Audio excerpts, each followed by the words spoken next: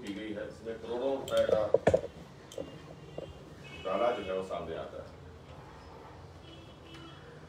Kangra T के लिए Palanpur world wide famous है, और हमें इस बात का दुख हुआ कि जब मार्बल टी हिमाचल प्रदेश के कोने कोने में पहुंच गई, हर सेल डिपो पे पहुंच गई, जहां कांगड़ा टी होनी चाहिए थी, तो कांगड़ा टी को प्रमोट करने की बजाय एक बड़े उद्योगपति के साथ अंडरस्टैंडिंग बनाई गई और उसके प्रोडक्ट को बेचने का जो है वो काम शुरू किया गया, और बिना किसी टेंडर के, बिना किसी कंपटीशन में आए। अभी मैं आशीष बुटेल जी ने इस बारे में क्वेश्चन किया था, उसमें भी उस फर्म का नाम, उस मैन्युफैक्चरर का नाम रिफ्लेक्ट नहीं होता है, क्योंकि वो 2021 का है। उसमें EY जो है वो कॉल किया गया था, लेकिन अब जो है वो डायरेक्टली किसी भी मैन्युफैक्चरर को जो है वो बुलाया जाता है, उससे एक अंडरस्टैंडिंग बनाई जाती है और उसको डायरेक्टली ऑर्डर जो है वो प्लेस किया जाता है। और हमारा ये भी आरोप है, हालांकि उसमें जैसा प्रेस में दिया जाता है कि हम उनसे रिबेट देने के लिए बोलते हैं जो MRP है उसके ऊपर, लेकिन MRP आप सब जानते हैं कि इसके लिए कोई रेगुलेटरी अथॉरिटी नहीं है जो नॉन कंट्रोल्ड आइटम्स हैं, और जो मैन्युफैक्चरर है वो अपने स्तर के ऊपर रेट तय करता है और रेट लगाता है उसके ऊपर। तो पहले MRP को बढ़ाया जाता है और उसके ऊपर फिर रिबेट दिया जाता है। इसी चाय ब्रांड के भी हमारे पास मैंने कुछ रेट्स कलेक्ट किए, जैसे इसका एक इलायची फ्लेवर वाला आता है चाय, उसका जो डिस्ट्रीब्यूटर का रेट है वो 315 रुपये किलो है, और जो डिपो में रेट कंज्यूमर को पे करना पड़ रहा है वो 340 रुपये किलो है।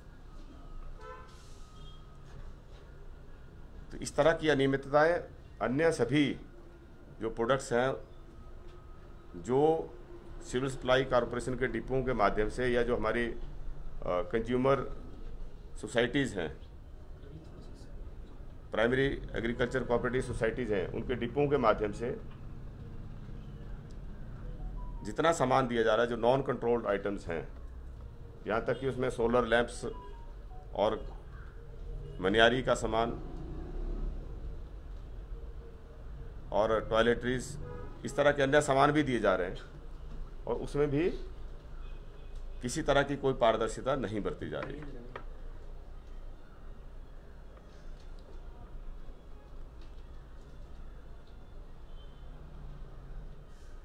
तो हम उम्मीद करते हैं कि इसकी सरकार, क्योंकि जांच तो कराएगी नहीं, आज तक जितने भी घोटाले हुए जो मीडिया के माध्यम से उठाए गए या विपक्षी नेताओं के माध्यम से उठाए गए, आज दिन तक कोई जांच नहीं हुई, उसको हर घोटाले को जो है दबाने का प्रयास हुआ है।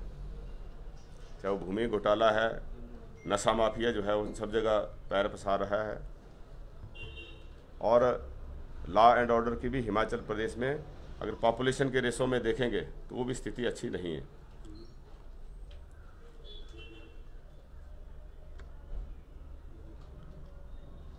तो एक तरफ प्राइम मिनिस्टर नारा देते हैं वोकल फॉर लोकल, और दूसरी तरफ भाजपा सरकार के ही मंत्री लोकल को दरकिनार करके,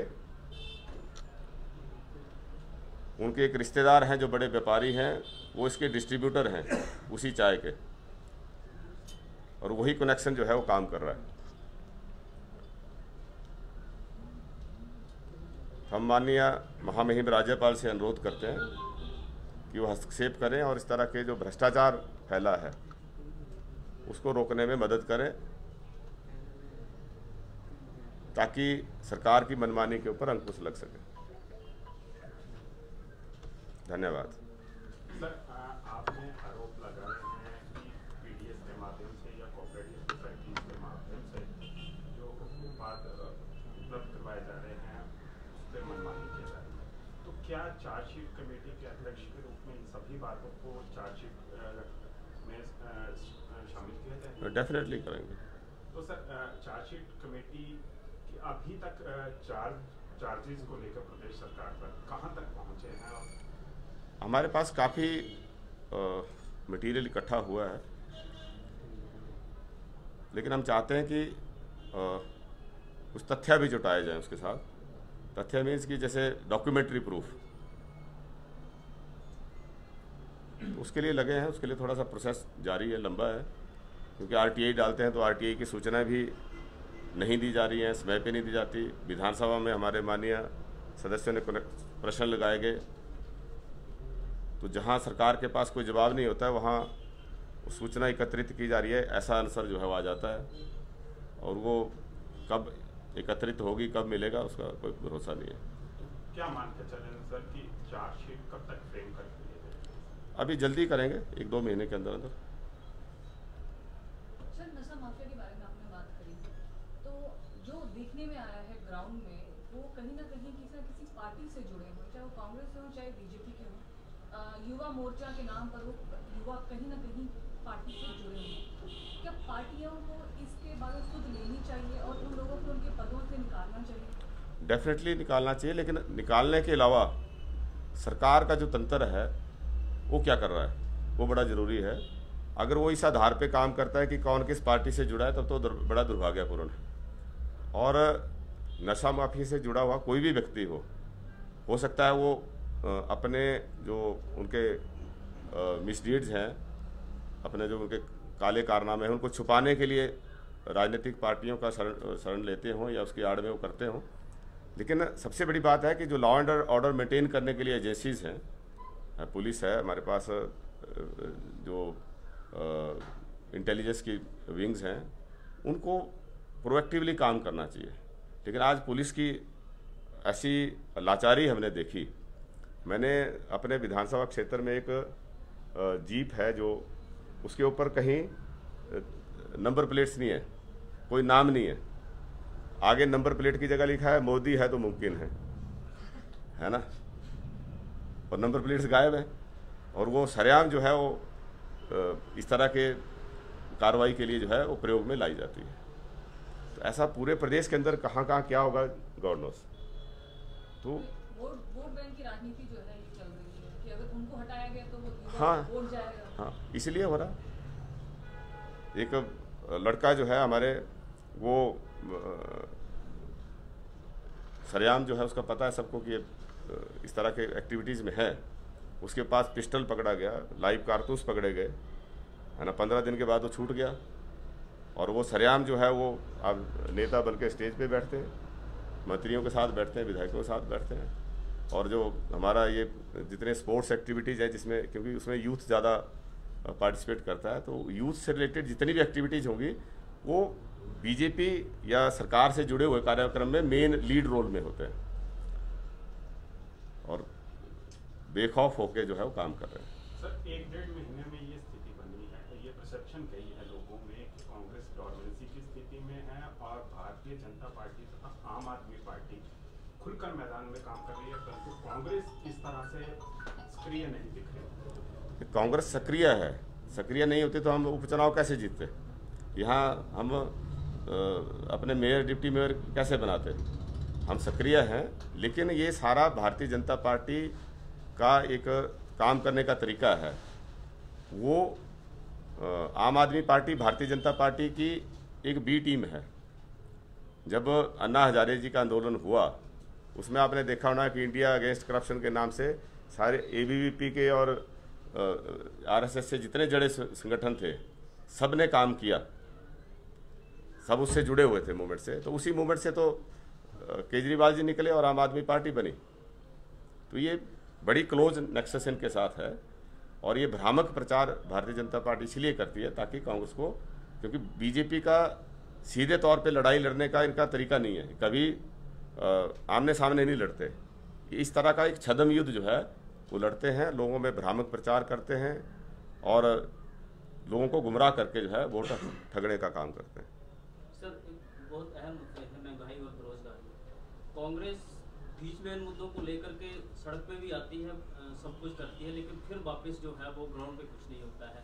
लोग परेशान हैं, लेकिन कांग्रेस की तरफ से कोई बहुत बड़ा एजुकेशन आज दिन तक नहीं किया गया।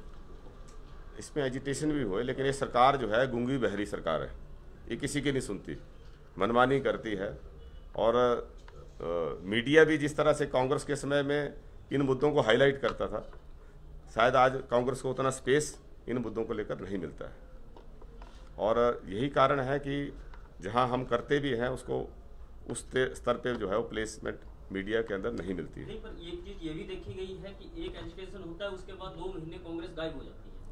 नहीं, ऐसा नहीं है। थोड़ा सा हमारे अंदर ऑर्गेनाइजेशन कुछ चेंजेस जो थी राउंड द कॉर्नर थी, और अब वो चेंजेस हो गई हैं। हम सबको बधाई देते हैं। हमारी नई अध्यक्षा श्रीमती प्रतिभा सिंह जी बने हैं। हमारे CLP लीडर अग्निहोत्री जी की परफॉर्मेंस को देखते हुए उन्हीं को बरकरार उसी पद पे रखा है। डिप्टी लीडर हर्षवर्धन चौहान जी बनाए हैं, और सुखविंदर सुक्खू जी जो हैं वो कैंपेन कमेटी के अध्यक्ष बनाए हैं, और वर्किंग प्रेसिडेंट कुछ लगाया। तो कुल मिला के एक अच्छी टीम जो है वो बनाई है। सभी कमेटियों का गठन हो गया, क्योंकि जब तक पार्टी की तरफ से ग्रीन सिग्नल नहीं मिलता है तब तक फिर काम करते रहना या अपने लेवल पे कोई काम नहीं कर सकता। लेकिन अब जो है वो आपको नया रूप कांग्रेस का देखने को मिलेगा। निश्चित तौर पे हम सरकार बनाएंगे और 2/3 बहुमत के साथ सरकार बनाएंगे।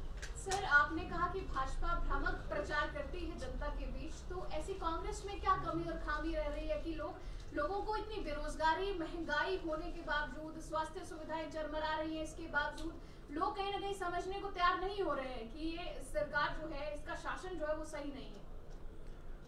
भ्रामक प्रचार का कंपटीशन कांग्रेस भ्रामक प्रचार से नहीं कर सकती है। हमारी सिद्धांतिक पार्टी है और सत्य और अहिंसा के ऊपर चलने वाली पार्टी है, जो हमारी मूल विचारधारा है, गांधीवादी विचारधारा है। लेकिन मैं पहले भी आपसे अनुरोध कर चुका हूं कि हमें मीडिया थोड़ा ज़्यादा स्पेस दें, मीडिया इन मुद्दों को उठाने में हमारी मदद करे, क्योंकि आखिर हम इस क्लोज डोर प्रेस वार्ता में हैं। ये आपके ऊपर निर्भर करेगा कि आप मेरी बात को किस तरह से या बाकी अन्य नेताओं की बात को किस तरह से पब्लिक में पहुंचाने में मदद करते हैं। हम अपने स्तर पे तो कर रहे हैं जितना कर सकते हैं। हम डेली जो है पदयात्राएं कर रहे हैं, गांव के अंदर जा रहे हैं, चर्चाएं कर रहे हैं, छोटी छोटी मीटिंग से लेकर बड़ी सभाएं हो रही हैं। लेकिन आखिर हर आदमी जो है वो रैली में या मीटिंग में नहीं पार्टिसिपेट करता है। तो जो कॉमन आदमी है उस तक मीडिया के द्वारा ही रीच होती है। तो कृपा करके आप हमारी इसमें मदद करें। सर, जनता में मैसेज है, ओपोजिशन की आदत नहीं है कांग्रेस को, ओपोजिशन मुद्दे नहीं उठा पाती कांग्रेस। बीजेपी को शासन नहीं चलाने आता है ना, इसीलिए तो हम कहते हैं कि कांग्रेस की सरकार बनाओ। स्कूलों में अध्यापक नहीं है और हॉस्पिटल्स में डॉक्टर नहीं है, और इस पूरे विषय पे सरकार कह रही है कि आ जाएंगे टीचर्स, आ जाएंगे डॉक्टर्स, आ जाएंगे। विपक्ष इस पूरे के पूरे मुद्दे में क्या कर रहा है? हाँ, ये विधानसभा में भी क्वेश्चन आया था, तो उसमें एक रिप्लाई में था 3000 से ज़्यादा तो सिर्फ JBT के पद खाली हैं, और उसी तरह से अन्य कई पद खाली हैं। और जहाँ हायर एजुकेशन की बात है वहाँ पे भी जो नियुक्तियाँ हुई हैं सेंट्रल यूनिवर्सिटी में, HP यूनिवर्सिटी में, ऐसी नियुक्तियाँ हुई है जो UGC गाइडलाइंस के मुताबिक जो मिनिमम मैंडेटरी एकेडमिक अचीवमेंट्स होने चाहिए, उनको भी जो लोग फुलफिल नहीं करते उनको आज प्रोफेसर लगाया गया। और यही वजह है कि हमारा शिक्षा का स्तर जो है लगातार नीचे गिर रहा है। जहाँ तक हेल्थ सर्विसेज की बात है, उसमें भी पूरी तरह से आपने देखा होगा, खास करके कोरोना सेकंड वेव के दौरान हमें फर्स्ट वेव से लेकर सेकंड वेव के 1 साल से ज़्यादा का समय मिला। जो PM केयर फंड में जो लोगों द्वारा कंट्रीब्यूशन दी गई थी, PM केयर फंड के तहत वेंटिलेटर्स खरीदे गए, और हालात ये थी कि वेंटिलेटर्स का प्रयोग गिनी चुनी जगह पे हुआ, सिर्फ मेडिकल कॉलेज में, और वो भी पुराने जो टांडा मेडिकल कॉलेज में और IGMC में या नेर चौक मेडिकल कॉलेज में। बाकी जगह पे वेंटिलेटर भी ऑपरेशन नहीं हुए। हमने बार बार मांग की उसमें, जैसे एम्स बिलासपुर है, उसमें 80 डॉक्टर बिना काम के बैठे रहे, और डिस्ट्रिक्ट हॉस्पिटल में जो उससे लगभग 7-8 किलोमीटर की दूरी पे है, वहाँ हमारे पास डॉक्टर्स की इतनी टीम नहीं थी कि वेंटिलेटर्स को ऑपरेशनल कर सकें, और बिना किसी उसके लोग मेडिकल सपोर्ट के मरे हैं। और आज भी वैसी स्थिति है, बदतर स्थिति है।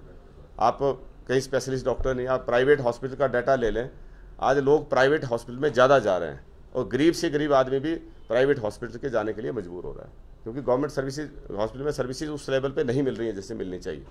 सर एचआरटीसी की बात करें तो हर दिन सोशल मीडिया पे वायरल होती है उनकी फोटो की, बस खड़ी हो गई, कहीं खराब हो गई, कहीं दुर्घटनाग्रस्त हो गई। इस पर क्या कहना चाहेंगे? जब कांग्रेस की सरकार सत्ता में थी तो बसों की हालत ठीक थी, अब कई बसें तो बस जो इनके वर्कशॉप वहाँ खड़ी है वो कबाड़ के रूप में तैयार हो गई है, किस तरह देखते हैं? एचआरटीसी की हालत सुधारने में बाली जी का बहुत बड़ा योगदान रहा। नई बसें भी खरीदी गई।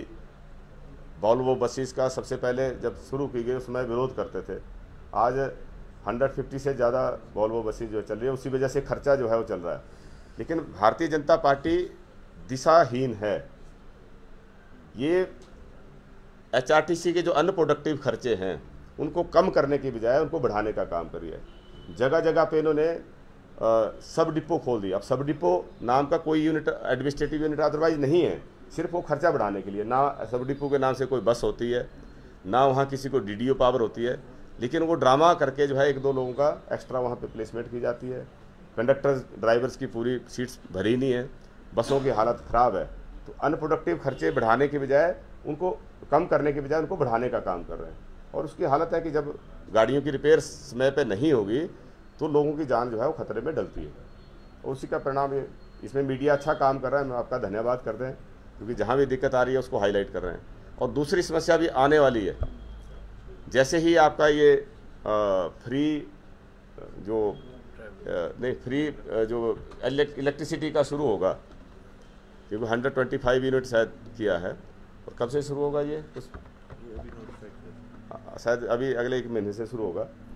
आप उसके परिणाम देख लें, क्योंकि जो इंफ्रास्ट्रक्चर है उसको इम्प्रूव नहीं किया गया।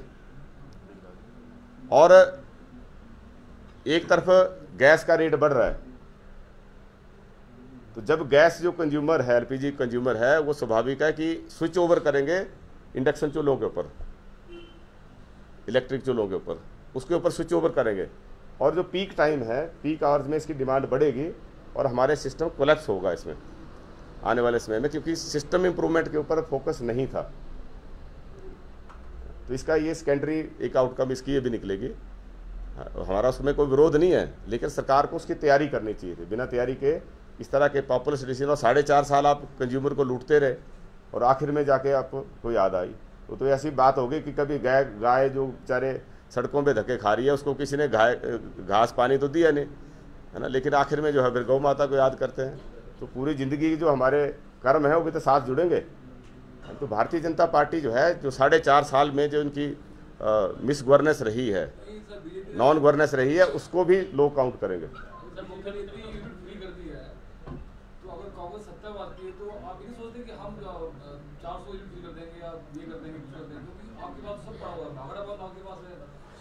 हमने उसका विरोध नहीं किया। हमने ये बोला कि जो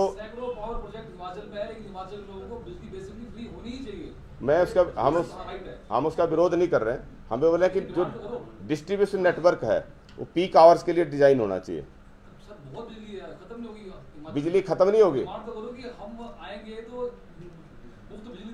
बिजली खत्म नहीं होगी। हम ये बोले कि जो डिस्ट्रीब्यूशन नेटवर्क है उसको स्ट्रेंथन करने की जरूरत है, क्योंकि जब पीक लोड आपका एकदम बढ़ेगा, आप घर के अंदर भी अगर हमारी जो वायरिंग है अगर उसके ऊपर हम एकदम से लोड बढ़ा देंगे एक ही टाइम पे, तो उस पर असर पड़ता है ना। हम उसकी बात कर रहे हैं। बाकी जो फ्री कितना देना है, हमारा मैनिफेस्टो कमेटी अलग से बनी है, मैनिफेस्टो कमेटी ये तय करेगी, मैं उसके लिए पावर नहीं हूँ। भ्रष्टाचार की बात करें, मुख्यमंत्री हर जनसभा में कांग्रेस को ये बोल रहे हैं कि 4.5 सालों में मेरे खिलाफ कोई भी भ्रष्टाचार का कोई आरोप जो है वो नहीं लगा है, और कांग्रेस लगा। भ्रष्टाचार का आरोप क्यों नहीं लगा? यहाँ व्यापक स्तर पे जो सरकार में बैठे लोग हैं उन्होंने ज़मीनें खरीदी, है ना। आप मंत्री की पत्नी को